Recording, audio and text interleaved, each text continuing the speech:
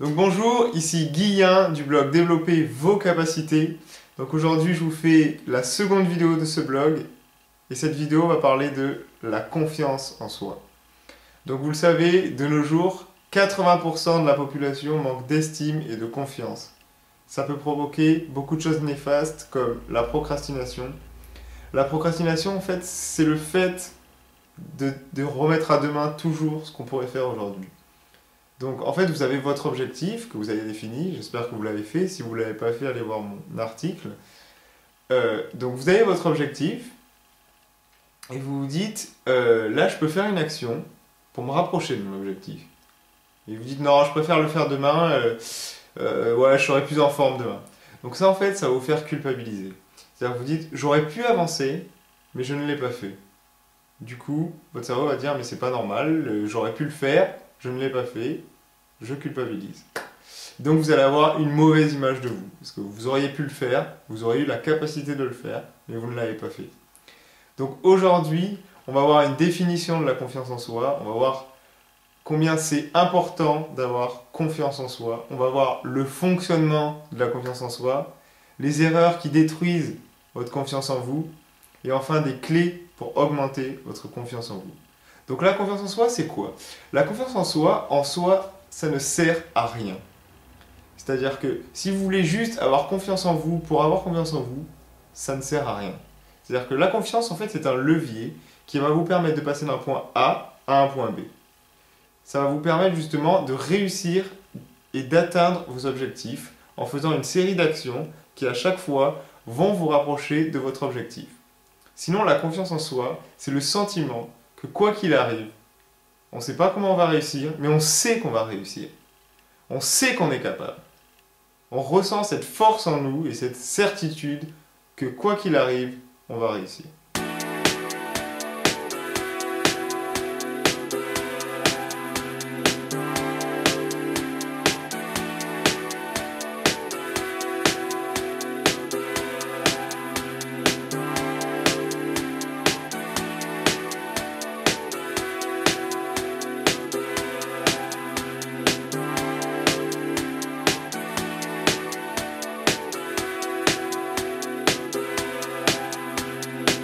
Donc pourquoi c'est important d'avoir confiance en soi? Le fait d'avoir confiance en soi, c'est vraiment, je le répète, le moyen d'atteindre vos objectifs.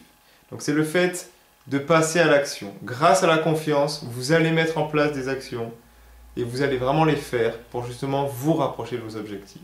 Et de ce fait, en faisant ça, vous allez avoir le sentiment de vous impliquer pour votre développement, pour vous impliquer dans vos objectifs, dans ceux qui vous inspirent. Et c'est ça qui va vous faire avoir ce sentiment de bonheur et le fait d'être heureux. Donc c'est très important de comprendre que la confiance en soi ne sert à rien si vous ne passez pas à l'action. C'est-à-dire qu'elle vous sert juste à passer d'un point A à un point B. Il faut vraiment comprendre ça. En soi, la confiance en soi ne sert à rien. C'est juste le moyen de faire quelque chose.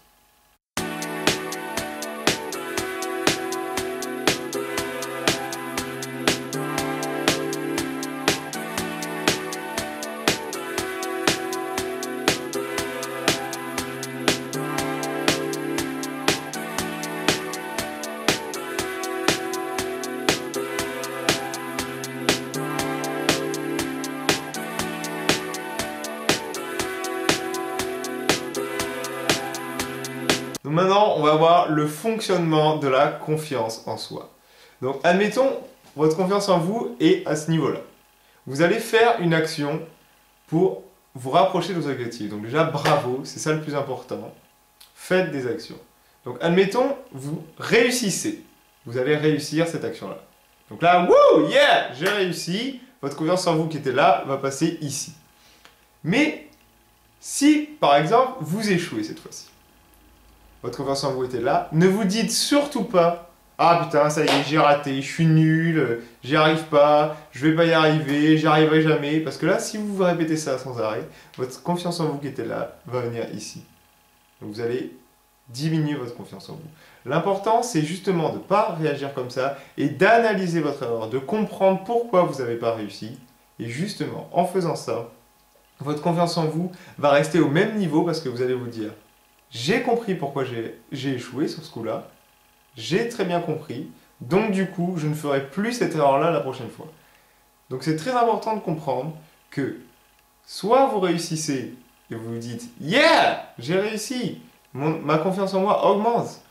Mais si vous échouez, analysez votre erreur et vous verrez que c'est comme ça que votre confiance en vous va rester au même niveau et que c'est comme ça que vous allez progresser. Donc justement, en voyant ça, vous venez de comprendre que le plus important, c'est de passer à l'action, parce que quoi qu'il arrive, votre confiance en vous reste au même niveau. Si vous réussissez, elle augmente carrément, et si vous échouez, vous allez justement analyser, et donc du coup, vous ne risquez rien. Vous ne risquez rien parce que vous allez rester à la confiance au même niveau. Donc, quoi qu'il arrive, passez à l'action, parce que ce qui peut vous arriver, c'est soit une augmentation de votre confiance, soit vous restez au même niveau.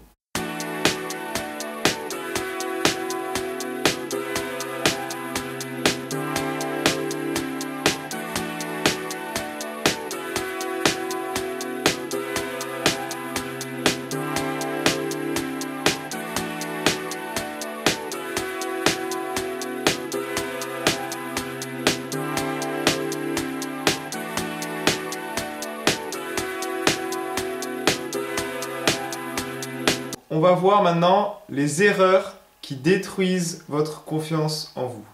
Donc, première erreur, ne pas avoir un objectif qui dépend que de vous. C'est-à-dire que si vous avez un objectif qui ne dépend pas que de vous, même si vous réussissez, vous n'aurez pas la même satisfaction que si c'est vous qui avez amené le projet jusqu'au bout tout seul. Donc vraiment, je vous conseille, si vous avez un objectif, un challenge, vraiment, que ça dépende que de vous. Ensuite, deuxième erreur, ne pas saisir une opportunité qui pourrait vous faire progresser et en plus vous vous sentiez capable de faire cette chose-là. Donc vraiment, je sais que ça arrive souvent, moi ça m'arrive de temps en temps, je sens que je suis capable de faire une chose qui peut me faire avancer vers mes objectifs, mais je ne saisis pas l'opportunité de le faire et je sais qu'après je vais culpabiliser parce que justement, mon objectif c'est d'arriver le plus vite possible à ce que je veux. Donc justement, vraiment, faites, quand vous sentez que vous avez la possibilité de faire quelque chose qui peut vous faire avancer, faites-le. C'est vraiment important. Ensuite, trop rester dans sa zone de confort. C'est-à-dire que trop rester dans sa zone de confort, à force, vous n'allez même plus avoir envie, parce que vous allez être recroquevillé sur vous-même, vous n'allez même plus avoir envie de passer à l'action, parce que c'est tellement d'inconfort que pour vous, ça va être horrible. Donc je vous dis, essayez tous les jours de faire un petit peu de nouvelles choses qui vous challengent un petit peu. Je sais qu'au début, c'est pas évident, mais vraiment, faites-le. C'est comme ça que vous arriverez à atteindre vos objectifs et à prendre confiance en vous. Et ensuite, une des dernières erreurs qui est pour moi vraiment très importante, ne la faites pas, c'est prendre trop de risques d'un seul coup pour faire une action. C'est-à-dire, par exemple, vous avez comme objectif de devenir, je ne sais pas, coach par exemple, admettons. Vous voulez devenir coach et vous vous dites, ok, je connais pas grand-chose, mais demain, j'anime une conférence. Ça va être très très compliqué, vous allez avoir un résultat qui va pas vous satisfaire. Donc je vous conseille, si par exemple vous avez ça comme objectif, fractionnez-le, faites-le en plusieurs fois. Vous pouvez commencer par écrire des articles, faire des choses, vraiment vous intéresser, vous documenter. Fractionner l'objectif, c'est très important parce que sinon, vous allez avoir un résultat qui va tellement vous décevoir que vous pourriez carrément abandonner cet objectif-là. Donc voilà, je viens de vous présenter les principales erreurs, j'espère que ça va vous aider.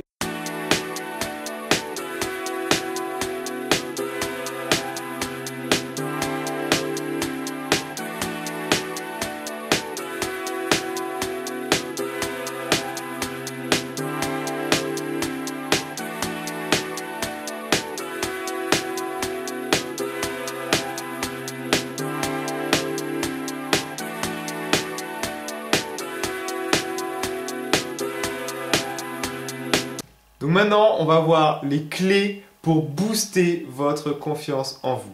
La première clé, c'est l'autosuggestion, c'est-à-dire se répéter à soi-même « j'ai confiance en moi, je crois en mes capacités, yes, je vais y arriver ». Donc ça, c'est très important parce que ça va conditionner votre cerveau à vraiment croire que vous êtes capable, parce que vos croyances deviennent réalité. Si vous croyez que vous êtes confiant, vous allez le devenir. Donc ensuite, apprenez à demander des choses, à faire des choses qui sont un peu inconfortables pour vous. C'est-à-dire, admettons, vous allez au restaurant, on vous amène quelque chose, vous vous dites, est-ce que je pourrais avoir par exemple plus de viande? C'est pas pour vraiment avoir plus de viande, c'est pour vous habituer à demander des choses, parce que pour l'instant c'est inconfortable pour vous, mais petit à petit ça va devenir confortable et vous allez pouvoir demander des choses encore plus importantes, et donc être plus à l'aise. Ensuite, souriez. Le sourire, c'est contagieux, c'est très important. Si vous souriez, les gens autour de vous vont vous sourire. Et donc du coup, vous allez fatalement être plus confiant. Si vous souriez et que les autres vous sourient, vous avez l'impression d'être à l'aise, dans un bon environnement, et donc vous allez être plus confiant et plus à l'aise. Ensuite, expérimenter des nouvelles choses. C'est très important parce que plus vous allez expérimenter de nouvelles choses, plus vous allez sortir de votre zone de confort et agrandir votre zone de confort, et donc vous allez être plus à l'aise dans beaucoup plus de circonstances, et donc vous allez développer votre confiance en vous. Et ensuite, la dernière clé, faites des petites actions dont le risque est tolérable pour vous. Parce que plus vous faites ces petites actions, plus vous allez engranger réussite, réussite, réussite, réussite, et donc du coup, vous allez développer votre confiance en vous. Et il est important que ces actions-là soient en lien avec votre objectif. Donc voilà, c'était Guillain du blog Développer vos capacités. J'espère que cette vidéo vous a plu. Si cette vidéo vous a plu, laissez un petit commentaire, ça me ferait très plaisir. À bientôt.